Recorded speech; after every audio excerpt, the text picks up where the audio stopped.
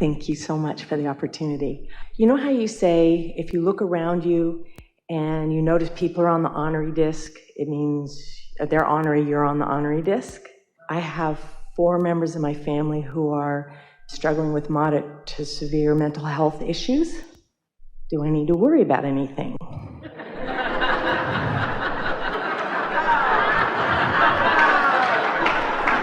I'm asking the dead guys.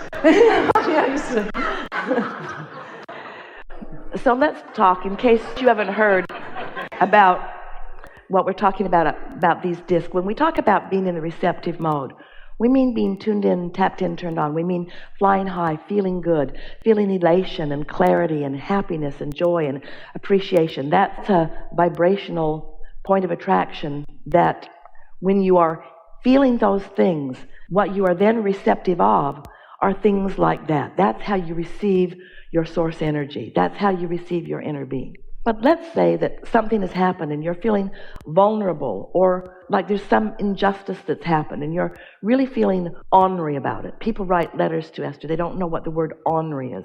Apparently it's a much older word than this society understands. It just means cranky and cantankerous and just looking for something to pick a fight about. And so if you're feeling like that, then when you look around, often you notice that the people around you seem to be feeling like that too. And it isn't because you turned them into that. It means you met them there. Well, the important thing about understanding about law of attraction is that you didn't create your family. You didn't create their reality. You didn't cause them to be who they are. But sometimes you live similar life experiences, and so sometimes you turn out in similar ways.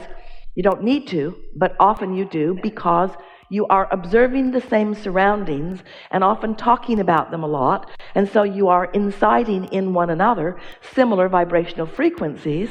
It's sort of like once the ball gets rolling, let's say you have a negative vibration, negative feeling vibration going on, and you're not aware of it because you don't know about the power of your emotions, so you don't do anything about shifting it or changing your focus or trying to feel better. So it just gets worse and worse and worse until it becomes a manifestation. Well, once a manifestation has occurred, it's more difficult not to notice it. So there's just a perpetuation of, I felt ornery, and here's the reason. And so I'm ornery, and now I've manifested this, and now I've manifested this, I'm even more ornery. And now I'm ornery, and now I've manifested this, and now I've manifested this, I'm even more ornery. So it's logical, isn't it, that people are observing, and what they are observing then is affecting their vibration. But the key, that's why we began talking about unconditional alignment, not letting the conditions that surround you be the reason that you offer the vibration that you do. So when you are born into families, you're not, in other words, there is so much fact or documentation offered by medical community and scientists where they want to say, if this is happening to this member of your family, then it's likely to happen to you. And the reason that they come to those conclusions is because they gather the statistics and they find the factual evidence that there are these trends, but they don't understand what the vibrational basis of those trends are. It's as simple as this. It's hard to not notice something that lives in your house. It's hard to not notice it, and it's hard to then not react to it.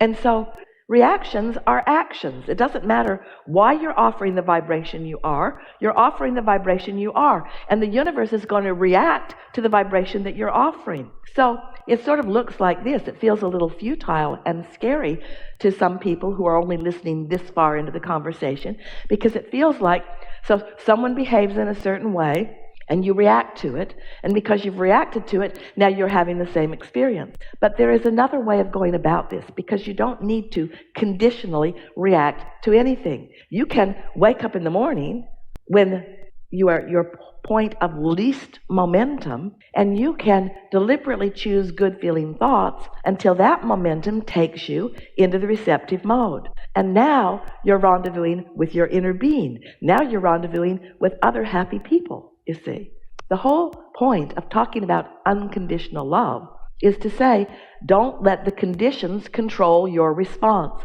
And the only way that you can keep conditions from controlling your response is by getting your action going before your reaction. You follow that? If you've got a strong, good feeling vibration going, and you meet up with somebody who doesn't, you're not going to have the same reaction to them as you would if you didn't have your strong, good feeling vibration going.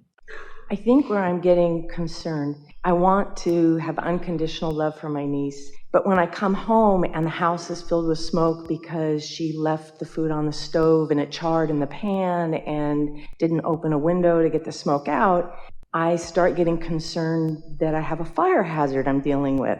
And then I'm walking into the house the next day and I wasn't able to successfully get rid of the smoke smell.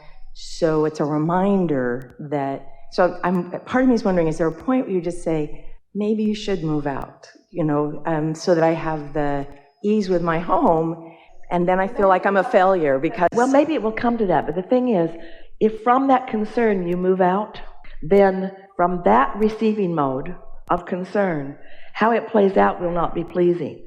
Mm-hmm. If you're on the high-flying disc, if you're going to something rather than running from something, you're in an entirely different frequency, and the way it plays out is entirely different. Mm-hmm. Some years ago, we were visiting with a woman. She was a physician, and so was her husband, and they lived out in the desert, and they had a private plane, and they were in their private plane often. And they had a young girl. She was not quite a teenager, and another young boy who was still in grade school. But all of them as a family were listening to Abraham recordings, and they were reveling in the newfound knowledge that they create their own reality. One day, they came in for a landing and misunderstood the direction of the wind and landed from the wrong direction, and their plane flipped over and caught fire. They weren't hurt badly, some minor burns. They got out of the wreckage, and now this mother is back in the hot seat wanting to find words from us that she could soothe her children, because they're upset. If we create our own reality, how did that happen? And we said to her, hardly anybody walks away from plane crashes, but you did. From your high-flying disc, you had an experience, but your reaction to it is what matters now. You see what we're getting at? Don't argue for your limitations, and don't beat up on yourself for having negative emotion. No one wants their house to be full of smoke. But don't get carried away with it either. Don't react to it in a way that makes it worse. And here's the bottom line in all of this, and this is a wonderful leading-edge discussion. It's impossible not to react to something and make it worse if you're in the vicinity of what happened. As you walk in that vibration, of course you're going to have that react. If you walk in, you're flying high, you're feeling good, you know you have well-being, you know that well-being abounds, and that happens, you open a window and you don't make a big deal about it. But if you're not, then one thought leads to another. I could die in my sleep, or she could be so irresponsible that she could do this or this or this or this or this or this or this. When the fact of it is, nothing like that has happened, and the likelihood of it happening has more to do with your reaction than it does with anything else. Now, of course, we don't think that you should put up with unwanted things. We don't think that if there's a lot of things that are going on that are unpleasant to you, we would move out. But we wouldn't move out from fear of what's happening, and we wouldn't move out from disgust of what's happening, and we wouldn't move out in anger. We would get into our high-flying disc and let our inner being call us to what's next. It's my home. So the question is, if you say, you'd be better off finding another place. And I agree, I appreciate. But you see, you can't find that high-flying disc where you encourage her into something that is going to be, in the long run, more satisfying to her, because you've got this attitude that I'm throwing her out. Yeah. You can't have this attitude that I'm throwing her out at the same time that you're on your high-flying disc. Yeah. So it takes a little work. We know this isn't the easiest thing to do. We're talking about what you're reacting to. Reactions are the most important conversation. Law of attraction, the words or the concept of law of attraction, and the concept of reaction are the same, aren't they? Mm-hmm. Because I cannot react outside the boundaries of my active beliefs. That's such a powerful statement. I cannot respond, nor can the universe respond to me, outside of the boundaries of my active belief. So you've got to find some positive aspects about your situation. And sometimes when we counsel or coach people like this, they think that we're trying to get you to make lists of positive aspects about your niece so that she will change. No. We want you to make positive aspects about your niece so that you can be in the receptive mode and know what to do. The likelihood of her changing isn't, but there are so many aspects about her that are positive. So if everything that we talk about, no matter what it is, if the answer is always get in the receptive mode, and if you notice, that is always the answer, get in the receptive mode, that's always the answer, get in the receptive mode, then should there be a question about, well, should I move out or not? No, get in the receptive mode. Well, but Abraham, should I move out or should I ask her to move out? Get in the receptive mode. Abraham, you must not be hearing my question. Should I stay or go? Should I ask her to stay or go? Get in the receptive mode. Get in the receptive mode. Get in the receptive mode and then ask that question. Get in the receptive mode. That question has already been asked and it's already being answered, but you can't receive because, tell us, why haven't you already asked her to move out? Well, I believe that there was benefit that she was receiving by being there because it was a, what else? a stable environment. What else? And not that stable. Now I'm feeling less comfortable when I think my house is going to burn down. Yeah, it's not that stable of an environment. But what else? What is another reason that you haven't yet asked her to move out? She has no place else to go. She has no place else to go. She doesn't make very much money. So how's that? So isn't that interesting? You're reacting to the life that she presents to you. And the life that she presents to you is one of sort of chaos, one of not really trying very hard, one of not supporting herself well. And so she's caused you to believe negatively about her by the way she behaves. So you're reacting to the way she presents herself. But you could react to what her inner being knows about her. You could react to the hopes and dreams that she has in her vortex. You could be reacting to a different part of her when you're in the receptive mode. You see what we're getting at? She wants to be a portrait artist, and I have really tried to support that. There's a place for artists that's near where I live, and it's one of the reasons she wanted to be where I am. And there are times... But you see, you can find all kinds of justifications for things to go the way they go in order to support your beliefs. This is the thing that we really want you to hear. Your strongest belief, and no one would wonder why, your strongest belief is in her not success rather than in her success. And so from that belief, from that vantage point, everything that you're inspired to is counterproductive to your receptive mode. Can you hear what we're getting at?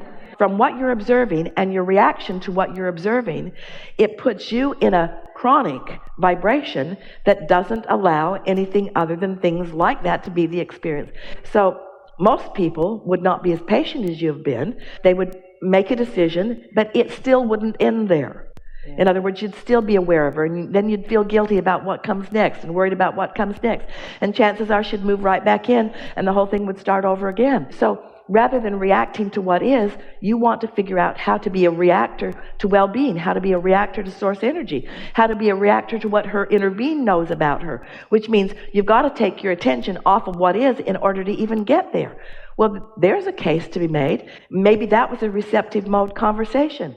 I want to believe in her ability, but I can't do it when she is stumbling and bumbling and fumbling right in front of me. So maybe some space between us would give me a better opportunity to believe in her the way her inner being believes in her, and maybe I could be like a satellite dish that beams the signal in a little bit stronger. She's easier to love from a distance.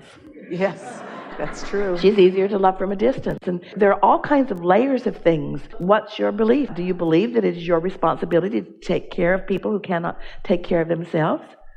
That's a belief that most humans still have, even though your inner being is wanting you to promote their independence. Your inner being is not wanting you to cut them off. Your inner being is wanting you to promote their connection to the real stream of what they're looking for. Your inner being doesn't want you to pretend like you're the stream to her well-being when you're not.